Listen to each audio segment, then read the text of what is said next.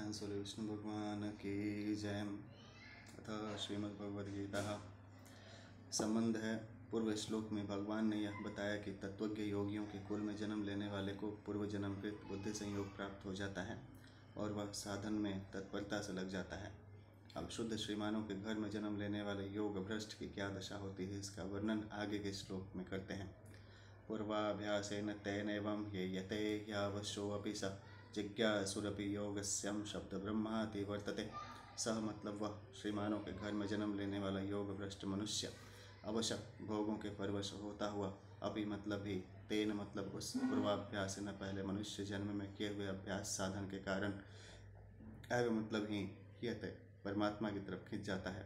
ही मतलब क्योंकि योगस्य योग समता का, जिज्ञासु अपि मतलब ही शब्द ब्रह्म वेदों में कहे हुए सकाम कर्मों का अतिवर्तते अतिक्रमण कर जाता है। व्याख्या है पूर्वाभ्यासेन तेनैवं येते ह्यावशोऽपि सह। योगियों के कुल में जन्म लेने वाले योग भ्रष्ट को जैसी साधन की सुविधा मिलती है, जैसा वायुमंडल मिलता है, जैसा संग मिलता है, जैसे शिक्षा मिलती है, वैसी साधन की सुविधा वायुमंडल, संग, शिक्षा आदि श्रीमानों के घर में जन्म लेने वाले को नहीं मिलती।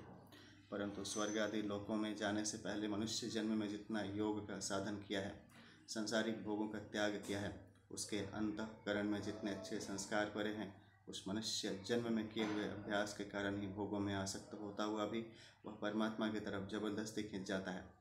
अवश्यो अभी कहने का तात्पर्य है कि वह श्रीमानों के घर में जन्म लेने से पहले बहुत वर्षों तक स्वर्ग आदि लोकों में रहा है।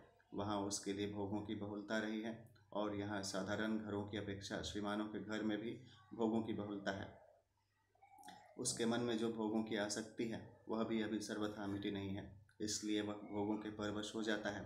परवश होने पर भी, अर्थात इंद्रियां, मन आदि का भोगों की तरफ आकर्षण होते रहने पर भी, पूर्व के अभ्यास आदि के कारण वह जबरदस्ती परमात्मा की तरफ खिंच जाता है। कारण यह है कि भोग वासना कितनी ही प्रबल क्यों न हो, पर वह है असत ही। उसका जीव के सत्य स्वरूप के साथ कोई संबंध ही नहीं है। जितना ध्यान, योग आदि साधन किया है, साधन के जितने संस्कार हैं, वे कितने ही साधारण क्यों न हो, पर वे हैं सत्य ही। वे सभी जीव के सत्य स्वरूप के अनुकूल हैं, इसलिए वे संस्कार भोगों के परवश हुए योग भ्रष्ट को भीतर से खींचकर परमात्मा की तरफ लगा ही देते हैं। जिज्ञासुरपि योगस्यम शब्द ब्रह्माति वर्तते।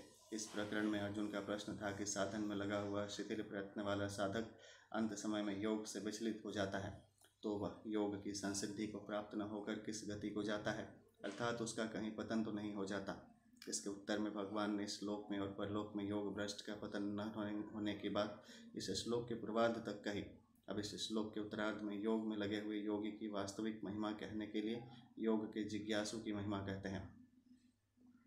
जब योग का जिज्ञासु भी वेदों में कहे हुए सकाम कर्म और उनके फलों का अतिक्रमण कर जाता है, अर्थात उनसे ऊपर उठ जाता है, फिर योग भ्रष्ट के लिए तो कहना ही क्या है, अर्थात उसके पतन की कोई शंका ही नहीं है। वह योग में प्रवृत्त हो चुका है, अतः उसका तो अवश्य उद्धार होगा ही। यहाँ जिज्ञासुरपि योगस्य पदों का अर्थ होता है कि जो अभी योग भ्रष्ट भी नहीं हुआ है और योग में प्रवृत्त भी नहीं हुआ है, परंतु जो योग समता को महत्व देता है, उसको प्राप्त करना चाहता है, ऐसे योग का जिज्ञासु भी शब्द ब्रह्म का, अर्थात वेदों के सकाम कर्म के भाग का अतिक्रमण कर जाता है। योग का जिज्ञासु वह है जो भोग और संग्रह को साधारण लोगों की तरह महत्व नहीं देता, प्रत्युत उनकी उपेक्षा करके योग को अधिक महत्व देता है। उसकी भोग और संग्रह की रुचि मिटी नहीं है, पर सिद्धांत से योग को ही महत्व देता है, इसलिए वह योगारूढ़ तो नहीं हुआ है, पर योग का जिज्ञासु है, योग को प्राप्त करना चाहता है। इस जिज्ञासा मात्र का यह महात्म्य है कि वह वेदों में कहे सकाम कर्मों से और उनके फल से ऊंचा उठ जाता है। इससे सिद्ध हुआ कि जो यहाँ के भोगों की और संग्रह की रुचि सर्वथा मिटा न सके और तत्परता से योग में भी न लग सके, उसकी भी इतनी महत्ता है, तो फिर योग भ्रष्ट के विषय में तो कहना ही क्या है। ऐसी ही बात भगवान ने दूसरे अध्याय के 40वें श्लोक में कही है कि योग समता का आरंभ भी नष्ट नहीं होता और उसका थोड़ा सा भी अनुष्ठान महान भय से रक्षा कर देता है, अर्थात कल्याण कर देता है। फिर जो योग में प्रवृत्त हो चुका है, उसका पतन कैसे हो सकता है, उसका तो कल्याण होगा ही, इसमें संदेह नहीं। विशेष बात है, पहला योग भ्रष्ट बहुत विशेषता वाले मनुष्य का नाम है, कैसी विशेषता कि मनुष्यों में हजारों और हजारों में कोई एक सिद्धि के लिए यत्न करता है। गीता के 7वें अध्याय का 3रा श्लोक। तथा सिद्धि के लिए यत्न करने वाला ही योग भ्रष्ट होता है। योग में लगने वाले की बड़ी महिमा है। इस योग का जिज्ञासु भी शब्द ब्रह्म का अतिक्रमण कर जाता है, अर्थात ऊंचे से ऊंचे ब्रह्मलोक आदि लोकों से भी उसकी अरुचि हो जाती है। कारण कि ब्रह्मलोक आदि सभी लोक पुनरावर्ती हैं और वह अपुनरावर्ती चाहता है। जब योग की जिज्ञासा मात्र होने की इतनी महिमा है तो फिर योग भ्रष्ट की कितनी महिमा होनी चाहिए। वेदों में जो साधन सामग्री है उसको इस शब्द ब्रह्म के अंतर्गत नहीं लेना चाहिए। कारण कि उसके उद्देश्य में योग समता आ गई है, तभी तो वह योग भ्रष्ट हुआ है। इस योग भ्रष्ट में महिमा योग की है, न कि भ्रष्ट होने की। जैसे कोई आचार्य की परीक्षा में फेल हो गया हो, वह क्या शास्त्री और मध्यमा की परीक्षा में पास होने वाले से नीचा होगा? नहीं होगा। ऐसे ही जो योग भ्रष्ट हो गया है वह सकाम भाव से बड़े बड़े यज्ञ दान तप आदि करने वाले से नीचा नहीं होता, प्रत्युत बहुश्रेष्ठ होता है। कारण कि उसका उद्देश्य समता हो गया है। बड़े बड़े यज्ञ दान तपस्या आदि करने वालों को लोग बड़ा मानते हैं, पर वास्तव में वह बड़ा है जिसका उद्देश्य समता का है। समता का उद्देश्य वाला शब्द ब्रह्म का भी अतिक्रमण कर जाता है। इस योग भ्रष्ट के प्रसंग से साधकों को उत्साह दिलाने वाली एक बड़ी विचित्र बात मिलती है कि अगर साधक हमें तो परमात्मा की प्राप्ति ही करनी है ऐसा दृढ़ता से विचार कर ले तो वे शब्द ब्रह्म का अतिक्रमण कर जाएंगे। यदि साधक आरंभ में समता को प्राप्त न भी कर सकें तो भी उसको अपनी रुचि या उद्देश्य समता प्राप्ति का ही रखना चाहिए। जैसा कि गोस्वामी तुलसीदास जी कहते हैं, मति अति नीच ऊंची रुचि आछी चाहिए अमीय जग जुरई छाछी। मानस के पहले अध्याय का 8वां का 4। तात्पर्य यह है कि साधक चाहे जैसा हो पर उसकी रुचि या उद्देश्य सदैव ऊंचा रहना चाहिए।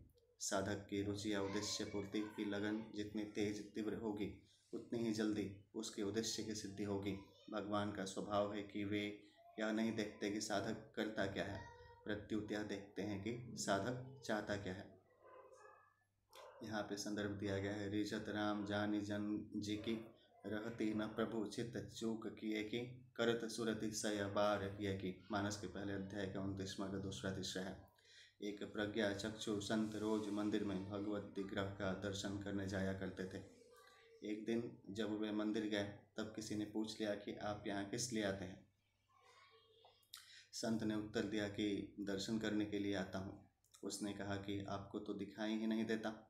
संत बोले, मुझे दिखाई नहीं देता तो क्या भगवान को भी दिखाई नहीं देता? मैं उन्हें नहीं देखता पर वे तो मुझे देखते हैं, बस इसी से मेरा काम बन जाएगा। इसी तरह हम समता को प्राप्त भले ही न कर सकें फिर भी हमारी रुचि या उद्देश्य समता का ही रहना चाहिए, जिसको भगवान देखते ही हैं, अतः हमारा काम जरूर बन जाएगा। परिशिष्ट भाव है, सांसारिक पुण्य तो पाप की अपेक्षा से द्वंद्व वाला है, पर भगवान के संबंध सत्संग भजन आदि से होने वाला पुण्य योग्यता सामर्थ्य विलक्षण है। इसलिए सांसारिक पुण्य मनुष्य को भगवान में नहीं लगाता, पर भगवत संबंधी पुण्य मनुष्य को भगवान में ही लगाता है। यह पुण्य फल देने पर नष्ट नहीं होता। गीता के 2 अध्याय का 40वां है। सांसारिक कामनाओं को त्याग करना और भगवान की तरफ लगाना दोनों ही भगवत संबंधी पुण्य है। पूर्वाभ्यासेन तेन एवं पदों का तात्पर्य है कि वर्तमान जन्म में सत्संग सच्चर्चा आदि न होने पर भी केवल पूर्वाभ्यास के कारण वह परमात्मा में लग जाता है। इस पूर्वाभ्यास में क्रिया प्रवृत्ति नहीं है, प्रत्युत गति है। जिज्ञासुरपि योगस्यम शब्द ब्रह्माति वर्तते में भी क्रिया वाला अभ्यास न होकर गति वाला अभ्यास है।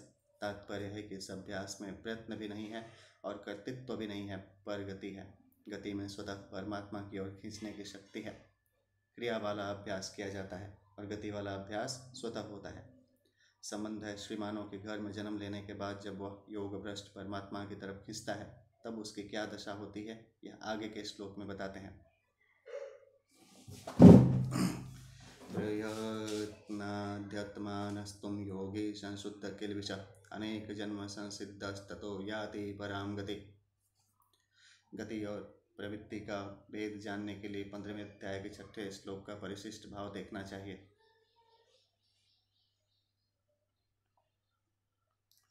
तू मतलब परंतु, योगी मतलब जो योगी, प्रयत्नात् प्रयत्नपूर्वक यत्मान यत्न करता है, और संशुद्ध किल्बिष जिसके पाप नष्ट हो गए हैं, तथा अनेक जन्म संसिद्ध, जो अनेक जन्मों से सिद्ध हुआ है वह योगी, ततः मतलब फिर परम गति को याति प्राप्त हो जाता है। व्याख्या है, वैराग्यवान योग भ्रष्ट तो तत्वज्ञ जीवन मुक्त योगियों के कुल में जन्म लेने और वहाँ विशेषता से यत्न करने के कारण सुगमता से परमात्मा को प्राप्त हो जाता है, परंतु श्रीमानों के घर में जन्म लेने वाला योग भ्रष्ट परमात्मा को कैसे प्राप्त होता है, इसका वर्णन इस श्लोक में करते हैं।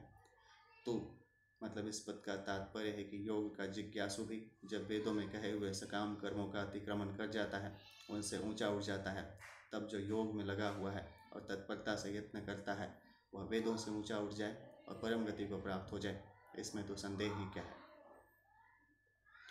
योगी जो परमात्म तत्व को समता को चाहता है और राग द्वेष हर्ष शोक आदि द्वंद्वों में नहीं फंसता, वह योगी है। प्रयत्नादत्तमान, प्रयत्न पूर्वक यत्न करने का तात्पर्य है कि उसके भीतर परमात्मा की तरफ चलने की जो उत्कंठा है, लगन है, उत्साह है, तत्परता है, वह दिन प्रतिदिन बढ़ती ही रहती है। साधन में उसकी निरंतर सजगता रहती है। श्रीमानों के घर में जन्म लेने वाला योग भ्रष्ट पूर्वाभ्यास के कारण परमात्मा की तरफ खींचता है और वर्तमान में भोगों के संग से संसार की तरफ खींचता है। अगर वह प्रयत्न पूर्वक शूरवीरता से भोगों का त्याग कर दे तो फिर वह परमात्मा को प्राप्त कर लेगा, कारण कि जब योग का जिज्ञासु भी शब्द ब्रह्म का अतिक्रमण कर जाता है तो फिर जो तत्परता से साधन में लग जाता है उसका तो कहना ही क्या है।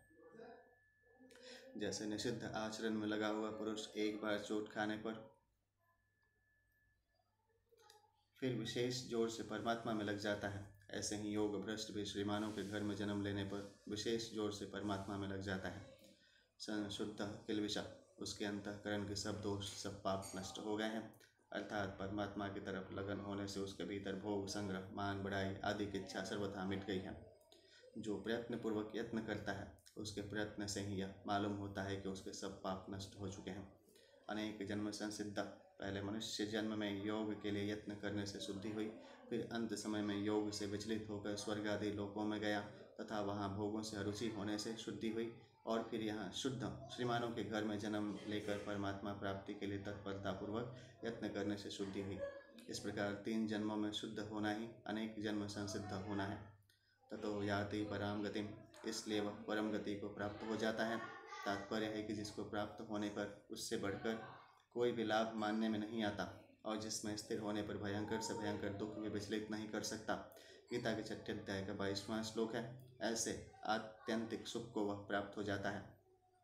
मार्मिक बात है, वास्तव में देखा जाए तो मनुष्य मात्र अनेक जन्म संसिद्ध है, कारण कि इस मनुष्य शरीर के पहले अगर वह स्वर्ग आदि लोकों में गया है तो वहाँ शुभ कर्मों का फल भोगने से उसके स्वर्ग प्रापक पुण्य समाप्त हो गए और वह पुण्यों से शुद्ध हो गया। अनेक जन्म का अर्थ है न एक जन्म इति अनेक जन्म, अर्थात एक से अधिक जन्म। उपर्युक्त योगी के अनेक जन्म हो ही गए हैं। संसिद्ध पद में भूतकाल का त प्रत्यय होने से इसका अर्थ है वह योगी अनेक जन्मों में संसिद्ध शुद्ध हो चुका है। दूसरा, ऐसे ही वैराग्यवान योग भ्रष्ट के पहले मनुष्य जन्म में संसार से विरक्त होने से शुद्धि हुई और फिर यहाँ योगियों के कुल में जन्म लेकर परमात्मा प्राप्ति के लिए तत्परतापूर्वक यत्न करने से शुद्धि हुई। इस प्रकार 2 जन्मों में शुद्ध होना उसका अनेक जन्म संसिद्ध होना है। अगर वह नरक में गया है तो वहाँ नारकीय यत्न भोगने से उसके नरक प्राप समाप्त हो गए और वह पापों से शुद्ध हो गया। अगर वह 84 लाख योनियों में गया है तो वहाँ उस योनि के रूप में अशुभ कर्मों का पापों का फल भोगने से उसके मनुष्येतर योनि प्रापक पाप कट गए और वह शुद्ध हो गया। इस प्रकार यह जीव अनेक जन्मों में पुण्य और पापों से शुद्ध हुआ है। यह शुद्ध होना ही इसका संसिद्ध होना है। दूसरी बात है, मनुष्य मात्र प्रयत्न पूर्वक यत्न करके परम गति को प्राप्त कर सकता है, अपना कल्याण कर सकता है, कारण कि भगवान ने यह अंतिम जन्म इस मनुष्य को केवल अपना कल्याण करने के लिए ही दिया है। अगर यह मनुष्य अपना कल्याण करने का अधिकारी नहीं होता तो भगवान इसको मनुष्य जन्म ही क्यों देते। अब जब मनुष्य शरीर दिया है तो यह मुक्ति का पात्र है ही, अतः मनुष्य मात्र को अपने उद्धार के लिए तत्परतापूर्वक यत्न करना चाहिए। संबंध है, योग भ्रष्ट का इस लोक और परलोक में पतन नहीं होता। योग का जिज्ञासु भी शब्द ब्रह्म का अतिक्रमण कर जाता है। यह जो भगवान ने महिमा कही है, यह महिमा भ्रष्ट होने की नहीं है, प्रत्युत योग की है। अतः हम आगे के श्लोक में उस योग की महिमा कहते हैं। तपस्विभ्यो अधिको योगी ज्ञानिभ्यो यपि मतोऽधिकः कर्मेभ्यश्चाधिको योगी तस्मात् योगी भवार्जुन। तपस्विभ्य सकाम भाव वाले तपस्वियों से भी योगी मतलब योगी अधिक श्रेष्ठ हैं। ज्ञानिभ्य ज्ञानियों से अपि मतलब भी अधिक योगी श्रेष्ठ है। च यानी और कर्मिभ्य कर्मियों से भी योगी योगी अधिक मतलब श्रेष्ठ है। मत ऐसा मेरा मत है। तस्मात् अतः अर्जुन मतलब हे अर्जुन, तू योगी मतलब योगी, भव मतलब हो जा। व्याख्या है तपस्विभ्यो अधिको योगी, रिद्धि सिद्धि आदि को पाने के लिए जो भूख प्यास सर्दी गर्मी आदि का कष्ट सहते हैं वे तपस्वी हैं। इन सकाम तपस्वियों से परमार्थिक रुचि वाला ध्येय वाला योगी श्रेष्ठ है। ज्ञानिभ्यो अपि मतो अधिक, शास्त्रों को जानने वाले पढ़े लिखे विद्वानों को यहाँ ज्ञानी समझना चाहिए। जो शास्त्रों का विवेचन करते हैं ज्ञान योग क्या है, कर्म योग क्या है, भक्ति योग क्या है, लय योग क्या है आदि आदि बहुत सी बातें जानते हैं और कहते भी हैं, परंतु जिनका उद्देश्य सांसारिक भोग और ऐश्वर्य है ऐसे सकाम शब्द ज्ञानियों से भी योगी श्रेष्ठ माना गया है। कर्मी व्यश्चाधिको योगी, इस लोक में राज्य मिल जाए, धन संपत्ति सुख आराम भोग आदि मिल जाए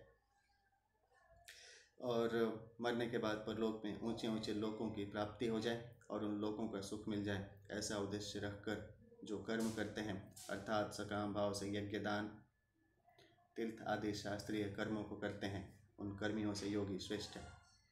जो संसार से विमुख होकर परमात्मा के सम्मुख हो गया है वही वास्तव में योगी है। ऐसा योगी बड़े बड़े तपस्वियों शास्त्रज्ञ पंडितों और कर्मकांडियों से भी ऊंचा है, श्रेष्ठ है।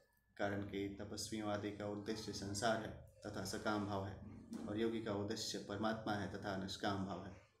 तपस्वी ज्ञानी और कर्मी इन तीनों की क्रियाएं अलग अलग हैं, अर्थात तपस्वियों में सहिष्णुता की, ज्ञानियों में शास्त्रीय ज्ञान की अर्थात बुद्धि के ज्ञान की और कर्मियों में शास्त्रीय क्रिया की प्रधानता है। इन तीनों में सकाम भाव होने से ये तीनों योगी नहीं हैं, प्रत्युत भोगी हैं। अगर ये तीनों निष्काम भाव वाले योगी होते तो भगवान इनके साथ योगी की तुलना नहीं करते, इन तीनों से योगी को श्रेष्ठ नहीं बताते। तस्मात् योगी भवार्जुन, अभी तक भगवान ने जिसकी महिमा गाई है उसके लिए अर्जुन को आज्ञा देते हैं कि हे अर्जुन, तू योगी हो जा, राग द्वेष से रहित हो जा, अर्थात सब काम करते हुए भी जल में कमल के पत्ते की तरह निर्लिप्त रह। यही बात भगवान ने आगे 8वें अध्याय में भी कहा है। योग युक्त भवार्जुन 8वें अध्याय का 27 है। जीव इस मनुष्य जन्म में ही अपने उद्धार के लिए मिले हुए अवसर का दुरुपयोग करके अर्थात पाप अन्याय करके अशुद्ध होता है। स्वर्ग नरक तथा अन्य योनियों में इस प्राणी की शुद्धि ही शुद्धि होती है, अशुद्धि होती ही नहीं। 5वें अध्याय के आरंभ में अर्जुन ने प्रार्थना की थी कि आप मेरे लिए एक निश्चित श्रेय की बात कहिए। इस पर भगवान ने सांख्य योग कर्म योग ध्यान योग की बातें बताईं, पर इस श्लोक से पहले कहीं भी अर्जुन को यह आज्ञा नहीं दी कि तुम ऐसा बन जाओ, इस मार्ग में लग जाओ।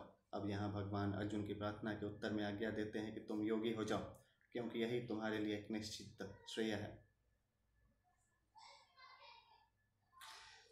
परिशिष्ट भाव है योगी का, भोगी का विभाग अलग है और योगी का विभाग अलग है। भोगी योगी नहीं होता और योगी भोगी नहीं होता। जिनमें सकाम भाव होता है वे भोगी होते हैं और जिनमें निष्काम भाव होता है वे योगी होते हैं। इसलिए सकाम भाव वाले तपस्वी ज्ञानी और कर्मी से भी निष्काम भाव वाला योगी श्रेष्ठ है। संबंध है, पूर्व श्लोक में भगवान ने योगी की प्रशंसा करके अर्जुन को योगी होने की आज्ञा दी, परंतु कर्म योगी, ज्ञान योगी, ध्यान योगी, भक्ति योगी आदि में से कौन सा योगी होना चाहिए इसके लिए अर्जुन को स्पष्ट रूप से आज्ञा नहीं दी। इसलिए भगवान आगे के श्लोक में अर्जुन भक्ति योगी बने, इस उद्देश्य से भक्ति योगी की विशेष महिमा कहते हैं। योगिनामपि सर्वेषां मदगतेनान्तरात्मना श्रद्धावान भजते यो मां समे युक्त तमो मतः। सर्वेषां संपूर्ण योगिनाम योगियों में अपि मतलब भी यह मतलब जो श्रद्धावान भक्त मदगतेना मुझ में तल्लीन हुए, अंतरात्मना मन से, माम मतलब मेरा, भजते वजन करता है, सह मतलब वह, मे मतलब मेरे, मतः मतलब मत में, युक्ततम सर्वश्रेष्ठ योगी है। व्याख्या है योगी नाम अपि सर्वेषां, जिनमें जड़ता से संबंध विच्छेद करने की मुख्यता है, जो कर्म योग, सांख्य योग, हठ योग, मंत्र योग, लय योग आदि साधनों के द्वारा अपने स्वरूप की प्राप्ति अनुभव में ही लगे हुए हैं, वे योगी सकाम तपस्वियों ज्ञानियों और कर्मियों से श्रेष्ठ हैं। परंतु उन संपूर्ण योगियों में भी केवल मेरे साथ संबंध जोड़ने वाला भक्ति योगी सर्वश्रेष्ठ है। यह श्रद्धावान जो मेरे पर श्रद्धा और विश्वास करता है, अर्थात जिसके भीतर मेरी ही सत्ता और महत्ता है, ऐसा वह श्रद्धावान भक्त मेरे में लगे हुए मन से मेरा भजन करता है। मद्गतेनान्तरात्मना मां भजते, मैं भगवान का हूँ और भगवान मेरे हैं। इस प्रकार जब स्वयं का भगवान में अपनापन हो जाता है तब मन स्वतः ही भगवान में लग जाता है, तल्लीन हो जाता है। जैसा विवाह होने पर लड़की का मन स्वाभाविक ही ससुराल में लग जाता है, ऐसे ही भगवान में अपनापन होने पर भक्त का मन स्वाभाविक ही भगवान में लग जाता है। मन को लगाना नहीं पड़ता। फिर खाते पीते, उठते बैठते, चलते फिरते, सोते जागते आदि सभी क्रियाओं में मन भगवान का ही चिंतन करता है, भगवान में ही लगा रहता है। जो केवल भगवान का ही हो जाता है, जिसका अपना व्यक्तिगत कुछ नहीं रहता, उसके साधन भजन, जप, कीर्तन, श्रवण, मनन आदि सभी परमार्थिक क्रियाएं, खाना पीना, चलना फिरना, सोना जागना आदि सभी शारीरिक क्रियाएं और खेती, व्यापार, नौकरी आदि जीविका की संबंधी क्रियाएं भजन हो जाती हैं। अनन्य भक्त के भजन का स्वरूप भगवान ने 11वें अध्याय के 55वें श्लोक में बताया है कि वह भक्त मेरी प्रसन्नता के लिए ही सभी कर्म करता है, सदा मेरे ही परायण रहता है, केवल मेरा ही भक्त है, संसार का भक्त नहीं है। संसार की आसक्ति को सर्वथा छोड़ देता है और संपूर्ण प्राणियों में वैर भाव से रहित हो जाता है। समय युक्त तमोमत्ता, संसार से विमुख होकर अपना उद्धार करने में लगने वाले जितने योगी साधक हो सकते हैं वे सभी युक्त हैं। जो सगुण निराकार के अर्थात व्यापक रूप से सब में परिपूर्ण परमात्मा की शरण लेते हैं वे सभी युक्ततर हैं, परंतु जो केवल मुझे सगुण भगवान के ही शरण लेते हैं वे मेरी मान्यता में युक्ततम हैं। वह भक्त युक्ततम तभी होगा जब कर्म योग, ज्ञान योग, भक्ति योग आदि सभी योग उसमें आ जाएंगे। श्रद्धा विश्वास पूर्वक भगवान में तल्लीन हुए मन से भजन करने पर उसमें सभी योग आ जाते हैं, कारण कि भगवान महायोगेश्वर हैं, संपूर्ण योगों के महान ईश्वर हैं। तो महायोगेश्वर के शरण होने पर शरणागत का कौन सा योग बाकी रहेगा? वह तो संपूर्ण योगों से युक्त हो जाता है, इसलिए भगवान उसको युक्ततम कहते हैं। युक्ततम भक्त कभी योग भ्रष्ट हो ही नहीं सकता, कारण कि उसका मन भगवान को नहीं छोड़ता, तो भगवान भी उसको नहीं छोड़ सकते। अंत समय में वह पीड़ा, बेहोशी आदि के कारण भगवान को याद न कर सके तो भगवान उसको याद करते हैं, अतः वह योग भ्रष्ट ही हो कैसे सकता है। तात्पर्य है कि जो संसार से सर्वथा विमुख होकर भगवान के ही परायण हो गया है, जिसको अपने बल का, उद्योग का, साधन का सहारा, विश्वास और अभिमान नहीं है, ऐसे भक्त को भगवान योग भ्रष्ट नहीं होने देते, क्योंकि वह भगवान पर ही निर्भर होता है। जिसके अंतःकरण में संसार का महत्व है तथा जिसको अपने पुरुषार्थ का सहारा, विश्वास और अभिमान है, उसी की योग भ्रष्ट होने की संभावना रहती है, कारण कि अंतःकरण में भोगों का महत्व होने पर परमात्मा का ध्यान करते हुए भी मन संसार में चला जाता है। इस प्रकार अगर प्राण छूटते समय मन संसार में चला जाए तो वह योग भ्रष्ट हो जाता है। अगर अपने बल का सहारा, विश्वास और अभिमान न हो तो मन संसार में जाने पर भी वह योग भ्रष्ट नहीं होता, कारण कि ऐसी अवस्था आने पर, मन संसार में जाने पर वह भगवान को पुकारता है, अतः ऐसे भगवान पर निर्भर भक्त का चिंतन भगवान स्वयं करते हैं, जिससे वह योग भ्रष्ट नहीं होता, प्रत्युत भगवान को प्राप्त हो जाता है। यहाँ भक्ति योगी को सर्वश्रेष्ठ बताने से यह सिद्ध होता है कि दूसरे जितने योगी हैं उनकी पूर्णता में कुछ कमी रहती होगी। संसार का संबंध विच्छेद होने से सभी योगी बंधन से सर्वथा मुक्त हो जाते हैं, निर्विकार हो जाते हैं और परम सुख, परम शांति, परम आनंद का अनुभव करते हैं। इस दृष्टि से तो किसी का भी पूर्णता में कोई कमी नहीं रहती, परंतु जो अंतरात्मा से भगवान में लग जाता है, भगवान के साथ ही अपनापन कर लेता है, उसमें भगवत प्रेम प्रकट हो जाता है। वह प्रेम प्रतिक्षण वर्धमान है तथा सापेक्ष वृद्धि, क्षति और पूर्ति से रहित है। ऐसा प्रेम प्रकट होने से ही भगवान ने उसको सर्वश्रेष्ठ माना है। 5वें अध्याय के आरंभ में अर्जुन ने पूछा कि सांख्य योग और योग, इन दोनों में श्रेष्ठ कौन सा है? तो भगवान ने अर्जुन के प्रश्न के अनुसार वहाँ पर कर्म योग को श्रेष्ठ बताया, परंतु अर्जुन के लिए कौन सा योग श्रेष्ठ है यह बात नहीं बताई। उसके बाद सांख्य योग और कर्म योग की साधना कैसे चलती है इसका विवेचन करके 6ठे अध्याय के आरंभ में कर्म योग की विशेष महिमा कही। जो तत्व समता कर्म योग से प्राप्त होता है वही तत्व ध्यान योग से भी प्राप्त होता है। इस बात को लेकर ध्यान योग का वर्णन किया। ध्यान योग में मन की चंचलता बाधक होती है। इस बात को लेकर अर्जुन ने मन के विषय में प्रश्न किया। इसका उत्तर भगवान ने संक्षेप से दे दिया। फिर अर्जुन ने पूछा कि योग का साधन करने वाला अगर अंत समय में योग से विचलित मना हो जाए तो उसकी क्या दशा होती है। इसके उत्तर में भगवान ने योग भ्रष्ट की गति का वर्णन किया और 46वें श्लोक में योगी की विशेष महिमा कहकर अर्जुन को योगी बनाने के लिए स्पष्ट रूप से आज्ञा दी। परंतु मेरी मान्यता में कौन सा योग श्रेष्ठ है, यह बात भगवान ने यहाँ तक स्पष्ट रूप से नहीं कही। अब यहाँ अंतिम श्लोक में भगवान अपनी मान्यता की बात अपनी ही तरफ से अर्जुन के पूछे बिना ही कहते हैं कि मैं तो भक्ति योगी को श्रेष्ठ मानता हूँ, समय युक्त तमोमत्ता। परंतु ऐसा स्पष्ट रूप से कहने पर भी अर्जुन भगवान की बात को पकड़ नहीं पाए। इसलिए अर्जुन आगे 12वें अध्याय के आरंभ में पुनः प्रश्न करेंगे कि आपकी भक्ति करने वाले और अविनाशी निराकार की उपासना करने वालों में श्रेष्ठ कौन सा है। भगवान कहते हैं, ततस्तं म्रियमाणं तु काष्ठपाषाण सन्निभम अहम स्मरामि मत भक्तम नयामि परणाम गतिम। काष्ठ और पाषाण के सदृश म्रियमाण उस भक्त का मैं स्वयं स्मरण करता हूँ और उसको परम गति प्रदान करता हूँ। कफवातादिदोषेण मद्भक्तो न च मा स्मरेत् तस्यं स्मराम्यहं नो चेत कृतघ्नो नास्ति मत्परः। कफ वातादि दोषों के कारण मेरा भक्त यदि मृत्यु के समय मेरा स्मरण नहीं कर पाता तो मैं स्वयं उसका स्मरण करता हूँ। यदि मैं ऐसा न करूँ तो मेरे से बढ़कर कृतज्ञ कोई नहीं हो सकता।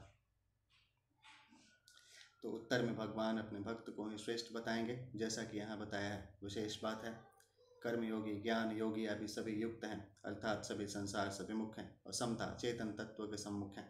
उनमें भी भक्ति योगी भक्त को सर्वश्रेष्ठ बताने का तात्पर्य है कि जब यह जीव परमात्मा का अंश है पर संसार के साथ अपना संबंध मानकर यह बंध गया है, जब यह संसार शरीर के साथ माने हुए संबंध को छोड़ देता है तब यह स्वाधीन और सुखी हो जाता है।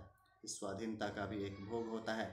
यद्यपि इस स्वाधीनता में पदार्थों, व्यक्तियों, क्रियाओं, परिस्थितियों आदि की कोई पराधीनता नहीं रहती, तथापि इस स्वाधीनता को लेकर जो सुख होता है, अर्थात मेरे में दुख नहीं है, संताप नहीं है, लेश माप भी कोई इच्छा नहीं है, यह जो सुख का भोग होता है, यह स्वाधीनता में भी परिच्छिन्नता पराधीन है। इसमें संसार के साथ सूक्ष्म संबंध बना हुआ है, इसलिए इसको ब्रह्मभूत अवस्था कहा गया है।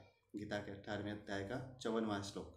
जब तक सुख के अनुभव में स्वतंत्रता मालूम देती है तब तक सूक्ष्म अहंकार रहता है, परंतु इसी स्थिति में ब्रह्मभूत अवस्था में स्थित रहने से वह अंधकार भी मिट जाती है।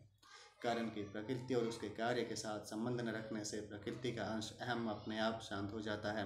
तात्पर्य है कि कर्मयोगी, ज्ञान योगी भी अंत में समय पाकर अहंकार से रहित हो जाता है, परंतु भक्ति योगी तो आरंभ से ही भगवान का हो जाता है, अतः उसका अहंकार आरंभ में ही समाप्त हो जाता है। ऐसी बात गीता में भी देखने में आती है कि जहाँ सिद्ध कर्मयोगी, ज्ञान योगी और भक्ति योगी के लक्षणों का वर्णन हुआ है, वहाँ कर्मयोगी और ज्ञान योगी के लक्षणों में तो करुणा और कोमलता देखने में नहीं आती, पर भक्तों के लक्षणों में देखने में आती हैं। इसलिए सिद्ध भक्तों के लक्षणों में तो अद्वेष्टा, सर्वभूतानां मैत्र करुणा एव च 12वें अध्याय का 13वां ये पद आए हैं, पर सिद्ध कर्मयोगी और ज्ञान योगी के लक्षणों में ऐसे पद नहीं आए हैं। तात्पर्य है कि भक्त पहले से ही छोटा होकर चलता है, अतः उसमें नम्रता, कोमलता, भगवान के विधान में प्रसन्नता आदि विलक्षण बातें साधना अवस्था में ही आ जाती हैं और सिद्ध अवस्था में वे बातें विशेषता से आ जाती हैं। इसलिए भक्त में सूक्ष्म अहंकार भी नहीं रहता। इन्हीं कारणों से भगवान ने भक्त को सर्वश्रेष्ठ कहा है। शांति, स्वाधीनता आदि का रस चिन्मय होते हुए भी अखंड है, परंतु भक्ति रस चिन्मय होते हुए भी प्रतिक्षण वर्तमान है, अर्थात वह नित्य नवीन रूप से बढ़ता ही रहता है, कभी घटता नहीं, मिटता नहीं और पूरा होता नहीं। ऐसे रस की, प्रेमानंद की भूख भगवान को भी है। भगवान की इस भूख की पूर्ति भक्त ही करता है, इसलिए भगवान भक्त को सर्वश्रेष्ठ मानते हैं। इसमें एक बात और समझने की है कि कर्म योग और ज्ञान योग इन दोनों में तो साधक की अपनी निष्ठा स्थिति होती है, पर भक्त की अपनी कोई स्वतंत्र निष्ठा नहीं होती। भक्त तो सर्वथा भगवान के ही आश्रित रहता है, भगवान पर ही निर्भर रहता है, भगवान की प्रसन्नता में ही प्रसन्न रहता है। तत्सुखे सुखित्वम, उसको अपने उद्धार की भी चिंता नहीं होती, हमारा क्या होगा इधर उसका ध्यान ही नहीं जाता। ऐसे भगवाननिष्ठ भक्त का सारा भार, सारी देखभाल भगवान पर ही आती है। योग क्षेम वहाम्यहम परिशिष्ट भाव है। मनुष्य की स्थिति वही होती है जहाँ उसके मन बुद्धि होते हैं। गीता के 12वें अध्याय का 8वां श्लोक। यहाँ मदगतेनांतरात्मना में भक्त का मन भगवान में लगा है और श्रद्धावान में उसकी बुद्धि भगवान में लगी है, अतः भगवान में गाढ़ आत्मीयता होने से ऐसा भक्त भगवान में ही स्थित है। यहाँ भगवान ने समय युक्त तमोमत्ता कहा है और 12वें अध्याय के दूसरे श्लोक में तेमें युक्त तमामत्ता कहा है। दोनों जगह भगवान ने एक ही शब्द कहे हैं, केवल वचनों में अंतर है, अर्थात यहाँ एक वचन से कहा है और वहाँ बहुवचन से। तृणादपि सुनी चेन तरोरिव सहिष्णुना, अमानिना मानदेय कीर्तनीय सदा हरि शिक्षाष्टक। अपने को तृण से भी नीचा समझकर, वृक्ष से भी सहनशील बनकर जो दूसरों का मान करते हुए और स्वयं मान रहित होकर सदा हरि का नाम संकीर्तन करे। कर्म योगी, ज्ञान योगी, ध्यान योगी, हठ योगी, लय योगी, राज योगी आदि जितने भी योगी हो सकते हैं, उन सब योगियों में भगवान का भक्त सर्वश्रेष्ठ है। अपने भक्त के विषय में ऐसी बात भगवान ने और जगह भी कही है, जैसे ते में युक्त तमामत्ता 12वें अध्याय का दूसरा, भक्तास्ते अतीव में प्रिय 12वें अध्याय का 20वां, सयोगी परममत्ता 6ठे अध्याय का 32वां। परमात्मा प्राप्ति के सभी साधनों में भक्ति मुख्य है। इतना ही नहीं, सभी साधनों का अंत भक्ति में ही होता है। कर्म योग, ज्ञान योग आदि सो साधन है, पर भक्ति साध्य है। भक्ति इतनी व्यापक है कि वह प्रत्येक साधन के आदि में भी है और अंत में भी है। भक्ति प्रत्येक साधन के आरंभ में परमार्थिक आकर्षण के रूप में रहती है, क्योंकि परमात्मा में आकर्षण हुए बिना कोई मनुष्य साधन में लग ही नहीं सकता। साधन के अंत में भक्ति प्रतिक्षण वर्तमान प्रेम के रूप में रहती है। मद भक्तिम लभते पराम, गीता के 18वें अध्याय का 54वां। इसलिए ब्रह्म सूत्र में अन्य सब धर्मों की अपेक्षा भगवत भक्ति विषयक धर्म को श्रेष्ठ बताया गया है। अतस्ति वरज्यायो लिंगाच 3रे अध्याय के 4 का 39वां। प्रस्तुत श्लोक से यह सिद्ध होता है कि भगवान श्री कृष्ण समग्र हैं और उनकी भक्ति अलौकिक है। उस भक्ति की प्राप्ति में ही मानव जीवन की पूर्णता है। ओम तत्सदिति श्रीमद्भगवद्गीतासु उपनिषत्सु ब्रह्म विद्यायां योगशास्त्रे श्रीकृष्णार्जुन संवादे आत्मसंयम योग नाम 6वाध्याय। इस प्रकार ओम तत्सत इन भगवान नामों के उच्चारण पूर्वक ब्रह्म विद्या और योग शास्त्र में श्रीमद्भगवद्गीतोपनिषद रूप श्री कृष्ण अर्जुन संवाद में आत्मसंयम योग नामक 6ठा अध्याय पूर्ण हुआ। आत्मसंयम अर्थात मन का संयमन करने से ध्यान योगी को योग समता का अनुभव हो जाता है। अतः इस अध्याय का नाम आत्मसंयम योग रखा गया है। 6ठे अध्याय के पद, अक्षर और उवाच। पहला, इस अध्याय में 8, षष्ठोध्याय के 3, अर्जुन वाचा आदि पदों के 10, श्लोकों के 573 और पुष्पिका के 13 पद हैं। इस प्रकार संपूर्ण पदों का योग 599 है। दूसरा है 8 षष्ठोध्याय के 6, अर्जुन वाचा आदि पदों के 33, श्लोकों के 1504 और पुष्पिका के 47 अक्षर हैं। इस प्रकार संपूर्ण अक्षरों का योग 1590 है। इस अध्याय के सभी श्लोक 32 अक्षरों के हैं। इस अध्याय में 5 वाचा हैं, 3 श्री भगवान वाचा और 2 अर्जुन वाचा। 6ठे अध्याय में प्रयुक्त छंद हैं। इस अध्याय के 47 श्लोक में से पहले और 26वें श्लोक के प्रथम चरण में भगण प्रयुक्त होने से भ विपुला, 10वें, 14वें और 25वें श्लोक के प्रथम चरण में तथा 15वें, 27वें, 36वें और 42वें श्लोक के तृतीय चरण में नगण प्रयुक्त होने से न विपुला और 11वें श्लोक के तृतीय चरण में रगण प्रयुक्त होने से र विपुला संज्ञा वाले छंद हैं। शेष 37 श्लोक ठीक पथ्यावक्त्र अनुष्टुप छंद के लक्षणों से युक्त हैं। ध्यान सूर्य विष्णु भगवान की जय। हरि ओम। ओम शांताकारं भुजगशयनं पद्मनाभं सुरेशं विश्वाधारं गगनसदृशं योगवर्णं शुभांगं लक्ष्मीकान्तं कमलनयनं योगविद्यानगम्यं वन्दे विष्णुभवहरणं सर्वलोकैकनाथं कर्पूरगौरं करुणावतारं संसारसारं भुजगेन्द्रहारं सदा वसन्तं हृदयारविन्दुभवं भवानी सहितं नमामि। त्वमेव माता च पिता त्वमेव बन्धु च सखा त्वमेव विद्याधरणं त्वमेव सर्वं मम देवदेवं सर्वस्वरूपे सर्वेशे सर्वशक्ति समन्विते ओं दुर्गाय नमः। ओं भूर्भुवस्व तत्सवितुर्वरेण्यं भर्गो देवस्य धीमहि धियो यो नः प्रचोदयात्। ध्यान सूर्य विष्णु भगवान की जय। कृष्ण भगवान की जय। सियावर रामचंद्र की जय। सब देवतन की जय। हरि ओम। ओम विष्णु नमः।